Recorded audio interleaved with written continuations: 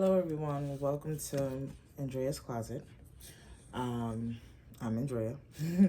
So I just wanted to let you guys know that the videos that I make or that I plan on making are to be helpful for those who are experiencing any type of stress or anyone who needs a reminder of any sort, instead of doing like the normal YouTube readings, which are usually like love readings, because everything is not about love.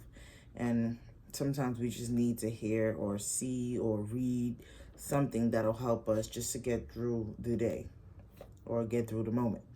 So I won't be shuffling any tarot cards, but I will be using the Divine Feminine deck alongside with the Power deck. And I'm going to use the Divine Feminine to help us with finding a Divine Feminine whose energy is beneficial at the moment, whose energy we need in order to get through, or in order to continue to persevere and push through. And then with the Power deck is very powerful. Hence the Power deck. The images that is on the card are very motivating, but you have to really try to understand. You have to be open to looking at the card and trying to really know and allowing it to speak with your heart, with your soul, your mind, your body. So without further ado, let's get started. This video is for Aries.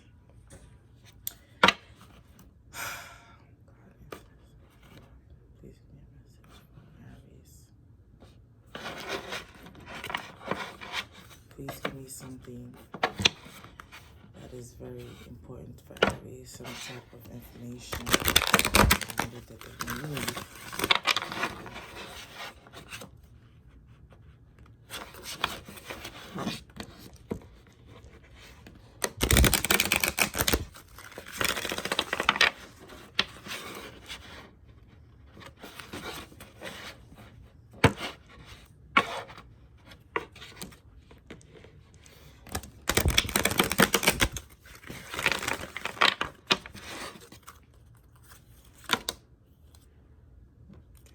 Destiny, I didn't even get a chance to shuffle.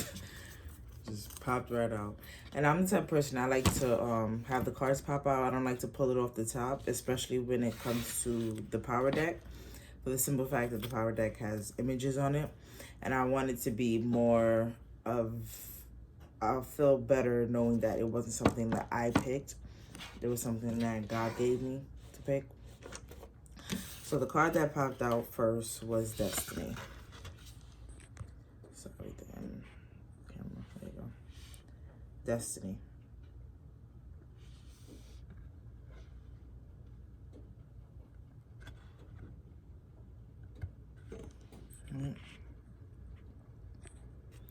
And the message is, your active power is the key to your destiny. Like a sacred flute player enticing your truth or spirit out into the light of day, own your power because you are made of power. An act of power comes from a place of passion within your deepest being.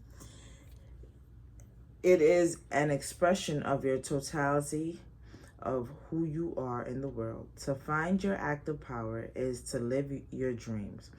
What would you do if you could do anything? Discover what that is and then do it. To find your power, it is to find your destiny.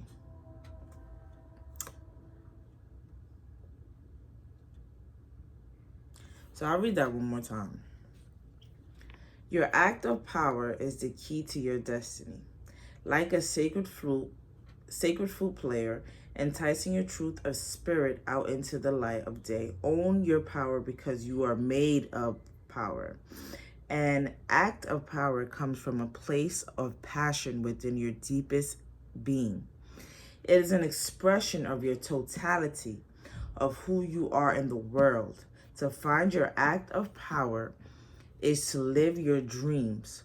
Who would you do if you could do anything? Discover what that is and then do it. To find your power is to find your destiny.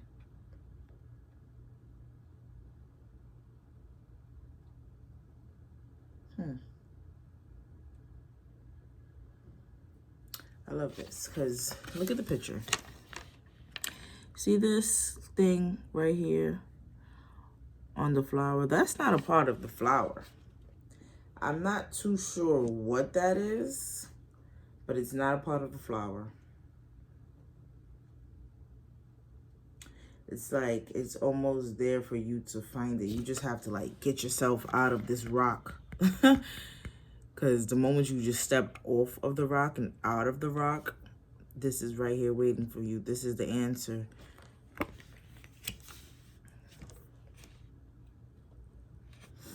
Okay.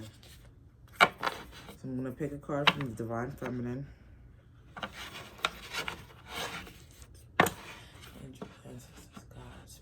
Please give me a message for Aries. Please give me the Divine Feminine to go with destiny. Aries. Aries. Please give me Divine Feminine. Aries, or anyone watching this video with this stepping into their power.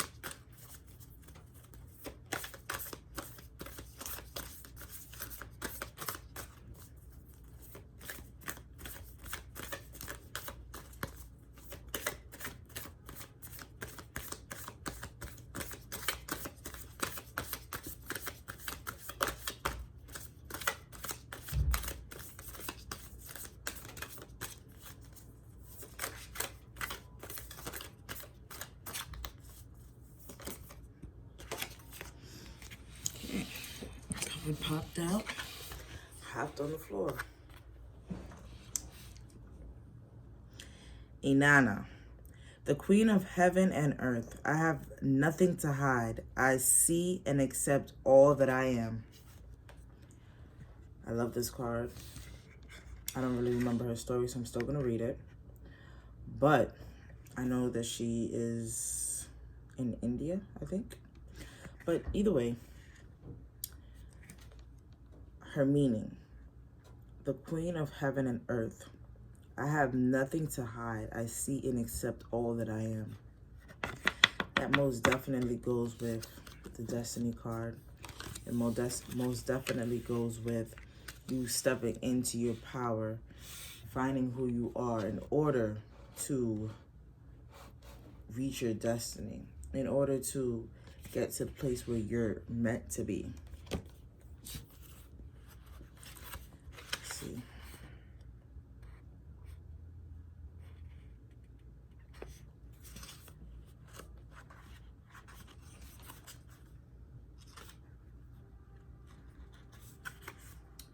Inanna represents the power that comes back to us when we accept and integrate our shadow. Inanna was the most prominent female deity in ancient Mesopotamia. Oh, I was wrong. She's definitely not from India.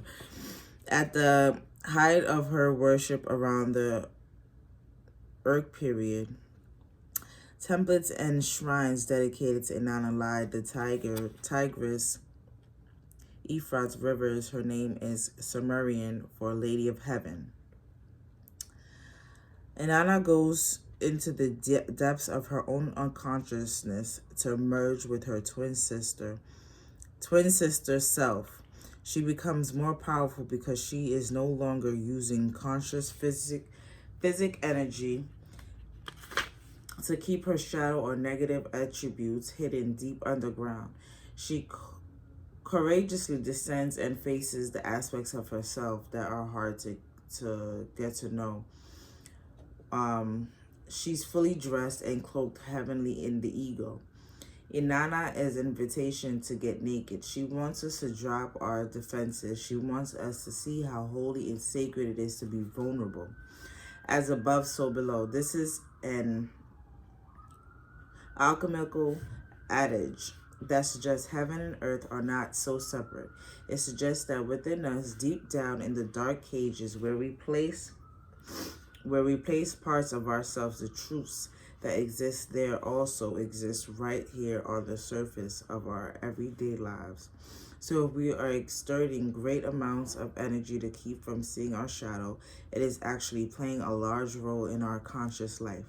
When we can face what we think is dark or negative about us, I mean really embrace it and see it for what it is, a beautiful broken place that's called for love. When we can emerge more whole, we can marry the light and dark aspects of our beings, and uniting with our twin sister from the depths, we can stop projecting her onto the other women. We can see and own the hot mess we often are and not get sabotaged by it. The light must cast a shadow, and the highest priestess is the one who gets called to love them both. The soul voice meditation. Can I love my shadow as much as my light? So,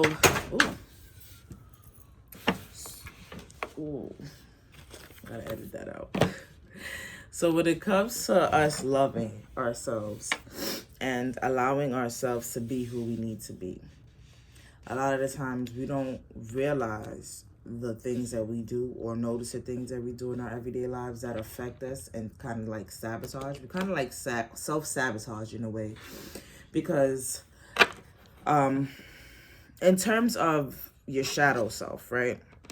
Your shadow self is supposed to be the inner child or the dark places of yourself who you would tend to be afraid of, or buried deep down within you that you don't even realize it's there.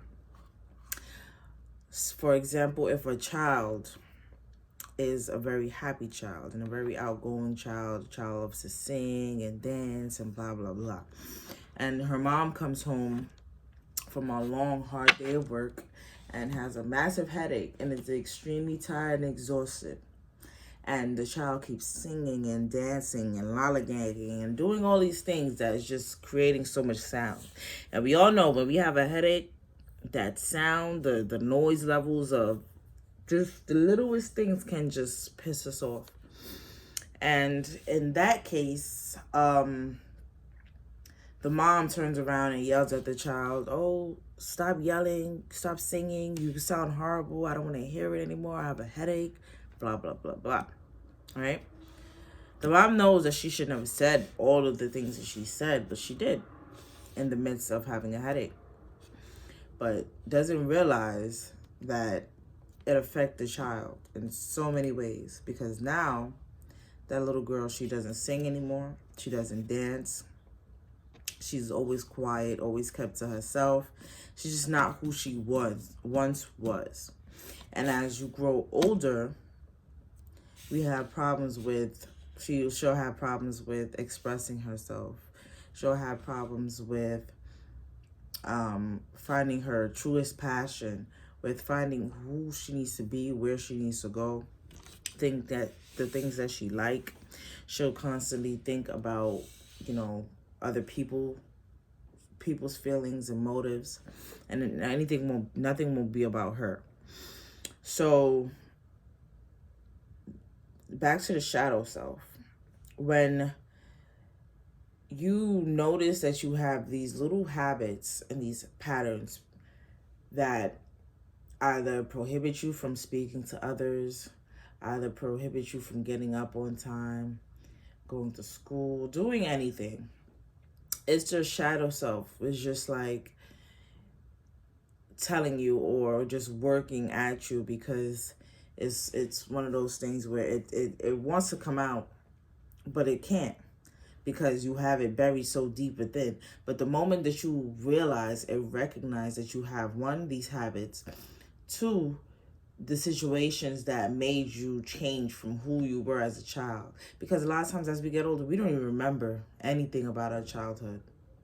And then the moment you start recognizing the parts where you just allow your power to be given away, you will automatically be able to spot and know the times where you just allow your shadow self to just take over, take full control. And in order to start being more aware, I would recommend doing a mindful meditation. Mindful meditation is very powerful. Meditating is very hard. It takes practice. People automatically assume or think that when you start meditating, you're supposed to only focus on your breath or whatever. And that's the way it works. That's not the way it works. It takes time. I still haven't perfected it, and I try as much as I can. It does get frustrating, but it's very helpful. Just a little bit of meditating can bring you a long way. So again, thank you for watching, Aries. I hope this was helpful to anyone, even if you're not an Aries. Thank you for taking the time out to watch. Please like and subscribe.